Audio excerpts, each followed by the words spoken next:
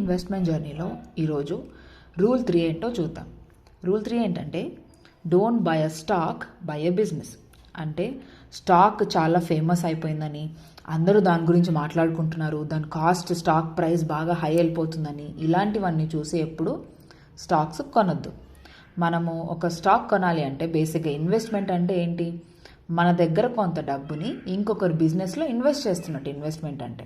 So invest చేసేటప్పుడు మనం జనరల్గా బిజినెస్లో ఇన్వెస్ట్ చేస్తుంటే మనం ఏం చూసుకుంటాం? జనరల్గా ఆ కంపెనీకి ఎంత అప్పు ఉంది, అసలు ఆ కంపెనీ ఏం పని చేస్తుంది, దానికి ఎంత ప్రాఫిట్ ఉంది, అది నెక్స్ట్ కొన్ని ఇయర్స్లో ఎంత ఎదగలదు, దాని కాంపిటీషన్ ఏంటి, ఇలా అన్నీ చూసుకొనే కదా ఇన్వెస్ట్ చేస్తాం.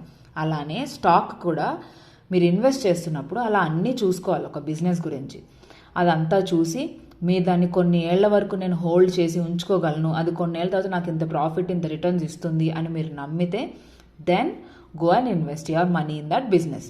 అలా చేయగలిగితే మీకు కాన్స్టెంట్గా మంచి గ్రోత్ ఉంటుంది.